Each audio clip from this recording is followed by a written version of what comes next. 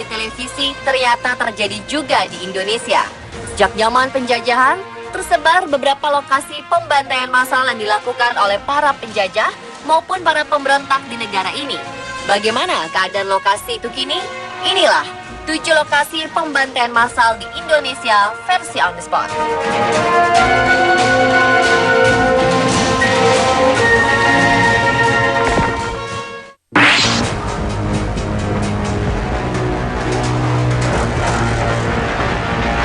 Pada masa penjajahan Jepang 1942 hingga 1945, salah satu daerah yang paling ditakuti adalah Kalimantan Barat.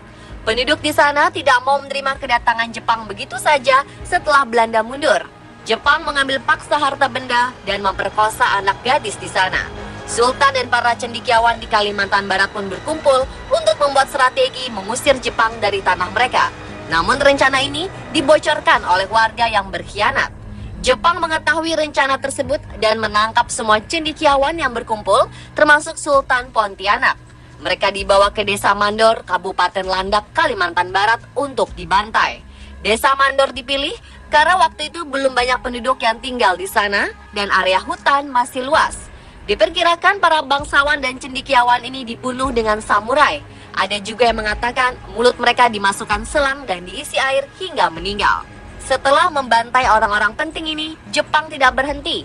Mereka mencari pihak keluarga dari korban dan membunuhnya di lokasi yang sama. Ada 21.000 orang yang tewas dalam pembantaian ini.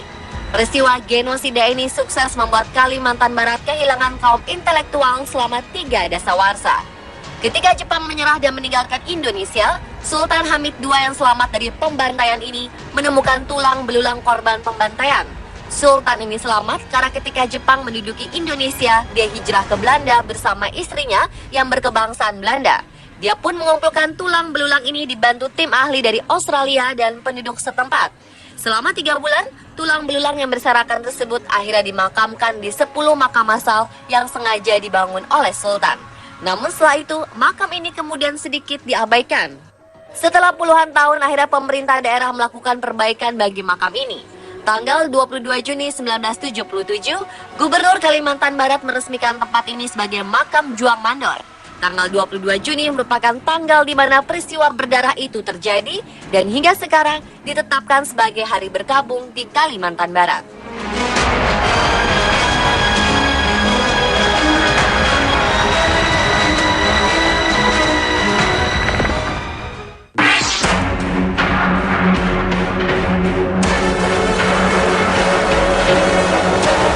Tidak kalah kejam dengan Jepang, tentara Belanda juga melakukan pembantaian massal di berbagai tempat. Salah satu kisah pembantaian massal terjadi di sebuah rangkaian kereta pengangkutan tahanan Indonesia. Meski sudah dinyatakan merdeka, Belanda tidak mau begitu saja menyerahkan kekuasaannya dan melancarkan serangan di berbagai negara. Pada 22 Februari 1947, Belanda berhasil menduduki Bondowoso dan berkuasa di sana. Para pejuang tidak mau tinggal diam dan melakukan perlawanan. Beberapa pejuang ini ditangkap oleh Belanda. Ada sekelompok pejuang yang tiba-tiba disergap oleh Belanda ketika mereka sedang bergerilya. Mereka ditahan di penjara Bondowoso. Tanggal 23 November 1947, tentara Belanda berencana memindahkan 100 orang tahanan tersebut ke penjara Bubutan di Surabaya. Mereka dimasukkan ke dalam gerbong kereta yang seharusnya untuk mengangkut barang. Ada 3 gerbong pada kereta tersebut. 24 orang masuk gerbong pertama yang bernomor GR7569, 30 orang ke gerbong kedua yang bernomor GR4416, sisanya masuk ke gerbong terakhir yang bernomor GR10152.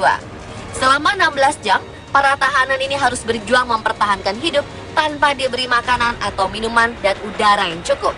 Rakyat yang ada di luar kereta saat melintas pun dilarang mendekati gerbong. Beberapa kali tahanan tersebut berteriak minta minum dan udara, tapi tidak digubris. Akhirnya, ketika tiba di stasiun Wonokromo, kereta berhenti.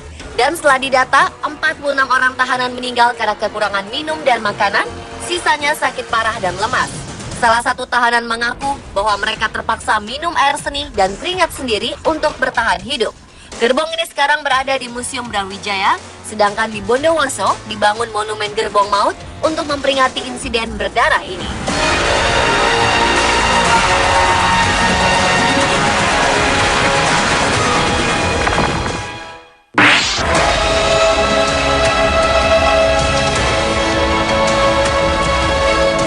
yang berdiri gagah ini merupakan simbol kepedihan rakyat Makassar terhadap tragedi yang dimulai pada 11 Desember 1946 di Desa Batua, Makassar.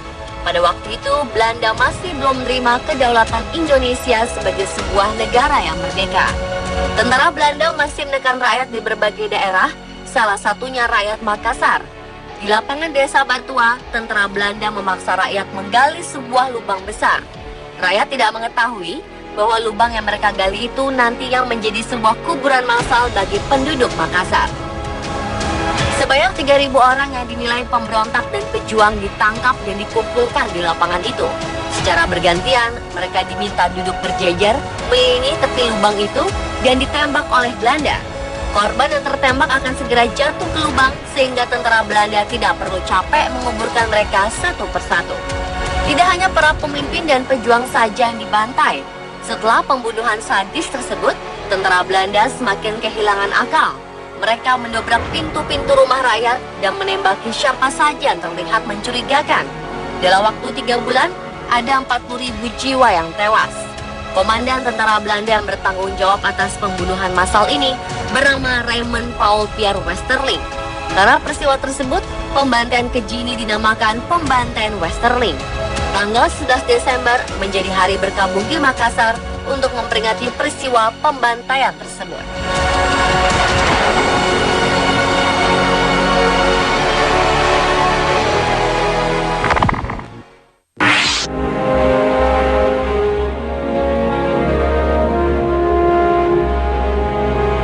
Pembantaian tentara Belanda terhadap rakyat yang tidak bersalah memang sangat keji.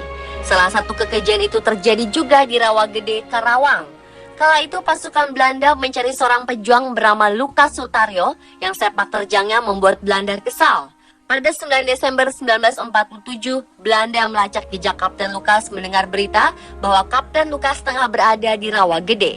Mereka pun menyerbu desa itu dengan 300 orang tentara. Ketika rakyat Rawagede baru selesai melakukan sholat subuh, Belanda menggedor pintu rumah penduduk dan menggeledah setiap sudutnya untuk mencari orang yang dijuluki Begundal Karawang ini. Kesal karena dicari tidak ditemukan, Belanda memerintahkan semua laki-laki yang berusia di atas 14 tahun berkumpul di tengah desa. Mereka dipaksa untuk memberitahukan keberadaan Kapten Lukas. Namun tidak ada yang berbicara, semua bungkam. Kapten Lukas sebenarnya sudah meninggal Rawagede sehari sebelum penyergapan Belanda ini. Karena semua bungkam, peluru tentara Belanda pun akhirnya dilontarkan dan menewaskan semua laki-laki itu. Dalam waktu 12 jam, seluruh laki-laki dewasa di desa ini tewas. Tinggallah para janda dan anak-anak yang meratap mencari suami dan ayah mereka. Keadaan pilu ini bertambah menyedihkan karena mereka terpaksa bahu-membahu menggali liang, menggotong jenazah, dan menguburkan laki-laki yang mereka kasihi. Rawagede berubah menjadi kampung janda yang harus berjuang membesarkan anak-anak mereka. Setelah bertahun-tahun, barulah ada lelaki dewasa di desa ini.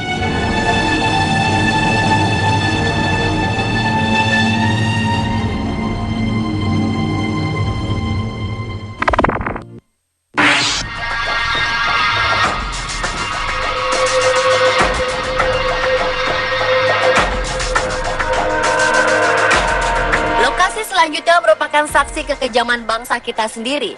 Monumen Kresek di Desa Kresek, Madiun adalah lokasi sekaligus saksi pembantaian PKI di tahun 1948. Titik tempat Monumen Kresek berdiri dulunya adalah sebuah rumah yang dijadikan PKI sebagai ajang pembantaian warga sekitar. Warga-warga dikurung di dalam rumah, kemudian rumah dibakar bersama warga yang ada di dalamnya. Patung dan relief yang ada di area monumen itu menggambarkan kronologis kejadian pembantaian yang dilakukan oleh PKI. Tidak hanya warga, beberapa anggota tentara juga ikut menjadi korban dalam pembantaian massal ini. Ada sebuah sumur di area ini yang menjadi makam bagi para korban pembantaian di sini. Di dekatnya diukir nama-nama tentara dan para pamong desa yang dibantai. Salah satu prajurit TNI yang gugur dalam pembantaian itu adalah Kolonel Marhadi. Namanya lalu diabadikan menjadi salah satu nama jalan di kota Madiun.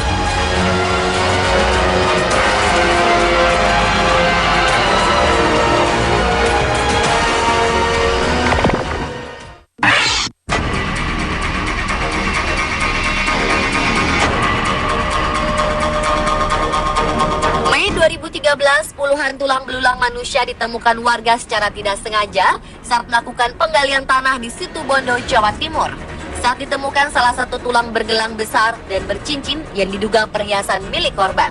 Warga pun meyakini tulang yang berserakan terpendam sedalam 50 cm itu merupakan tulang manusia. Karena lokasi penggalian tanah untuk pasir dan batu ini konon merupakan tempat pembantaian massal puluhan tahun silam. Tak hanya menemukan tulang belulang manusia ini, namun warga juga menemukan adanya perhiasan seperti gelang yang melingkar di salah satu tulang lengan. Mereka juga menemukan sebuah cincin yang terlilit di tengkorak jari. Sayang, kondisi tulang banyak yang hancur karena terkena cangkulan. Cincin dan gelang yang ditemukan diduga warga perhiasan emas milik korban sehingga langsung diamankan warga. Sementara dari temuan ini terlihat jelas beragam jenis tulang berserak, mulai tulang pinggul, tulang paha, tulang iga, hingga gigi. Tulang belulang manusia ini pertama kali ditemukan Bu Nasroh, seorang pekerja galian. Bunyi keras yang mengenai cangkulnya awalnya hanya dianggap batu biasa, namun setelah menemukan kumpulan rahang dan gigi, ia baru sadar telah mendapati tulang manusia. Warga pun yakin jika tulang yang diduga dua kerangka itu manusia. Penemuan tulang belulang seperti ini pernah terjadi sebelumnya yang berjarak sekitar 300 meter dari lokasi penemuan saat ini. Warga dulu yang takut menggali penemuan pertama pun mencoba pindah di lokasi baru ini. Namun setelah menggali seluas 15 meter, kumpulan tulang terserak di kedalaman 50 hingga 100 cm dari permukaan tanah. Warga pun meyakini bahwa tulang tersebut merupakan manusia korban pembantaian massal puluhan tahun silam. Namun hingga kini belum ada pihak berwajib yang melakukan pengecekan terhadap penemuan tulang ini. Diduga di dalam tanah yang menggunung ini masih banyak terdapat tulang-tulang yang terpendam.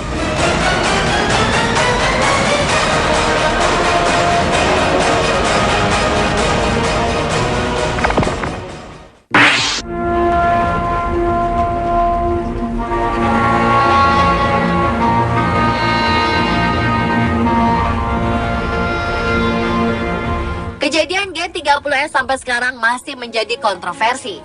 Apapun kebenarannya, korban massal terjadi di seluruh Indonesia, baik dari anggota PKI sendiri maupun di luar PKI. Setelah peristiwa pembunuhan jenderal di Jakarta, anggota PKI pun mengalami tekanan dari berbagai pihak. Terjadi penangkapan besar-besaran terhadap anggota partai beraliran komunis ini.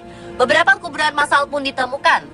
2 lubang ditemukan di kawasan Hutan Plumbon, Mangkang, Semarang, Jawa Tengah. Berada di belantara Hutan Plumbon, Kelurahan Wonosari, Kecamatan Mangkang, Semarang, Jawa Tengah, jejak kuburan massal penumpasan Partai Komunis Indonesia muncul kembali. Dengan menyisiri kawasan hutan, sekelompok penggiat hak asasi manusia menemukan petilasan sumur yang diduga menjadi kuburan massal anggota PKI. Petilasan kuburan massal ini berbentuk tanah rata di tengah hutan dan dirindangi 2 pohon. Salah satu saksi pembantaian ini menceritakan bahwa kuburan massal ini awalnya berbentuk 3 lubang sumur dengan diameter 2 meter dan kedalaman 1,5 meter. Namun ketika itu yang digunakan untuk kuburan hanyalah 2 lubang. Sebelumnya anggota PKI dieksekusi dengan cara ditembak, mata ditutup plastik, dan tangan terikat. Dikabarkan jumlah jasad anggota PKI yang ada di sumur Hutan Plumbon berjumlah 24 orang dan salah satunya wanita.